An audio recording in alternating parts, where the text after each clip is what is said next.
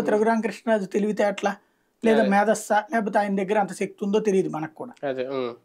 వచ్చాడు, గెలిచాడు. గెలిచిన తర్వాత ఈయన వ్యవహార శైలి ఆయనకి తెలుసు. దాంతో ఎక్కడ ఉంచాలో అక్కడ ఉంచుతున్నాడు.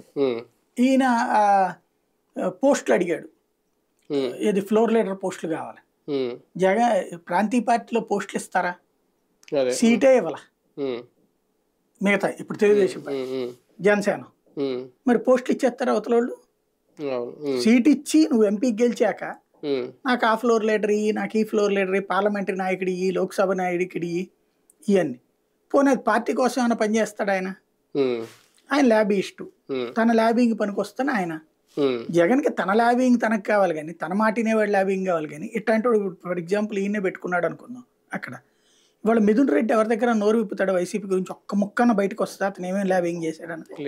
విజయసాయి రెడ్డి మాట్లాడేది ఒక్క ముక్కన్న బయటకు వస్తే ఈయనైతే రోజు రచ్చబండి పెట్టి డిబేట్ చెప్పేవాడు అనమాట. నేను ఇది చేశాను, అది చేశాను, అది తెచ్చిపెట్టాను పార్టీకి, రాష్ట్రానికి ఎంత తెచ్చిపెట్టాను అన్నట్టు. ఇక్కడ రాష్ట్రానికి వచ్చే ప్రతిదీ కేంద్రంతో జరిగేవన్నీ కూడా సంప్రదింపులు మిథున్ రెడ్డి, విజయసాయి రెడ్డి వీళ్ళే చేస్తారు. కానీ వాళ్ళు ఎప్పుడు బయటకు చెప్పుకోరు. జగన్ పేరుతోనే కథ నడుపుతారు వాళ్ళు. ఈయనకి జగన్ పేరు కాదు, తన పేరు జగన్ కంటే ఎక్కువ అనేటువంటి ఫీలింగ్. అట్లాంటి వాడిని జగన్ ఏం చేశాడు? వెంటనే గోకరాజు గంగరాజు కుటుంబాన్ని తెచ్చిపెట్టుకున్నాడు, వాళ్ళకే సీట్ ఇవ్వడానికి రెడీ అవుతున్నాడని ఈయనకి కడుపు రగిలిపోయింది.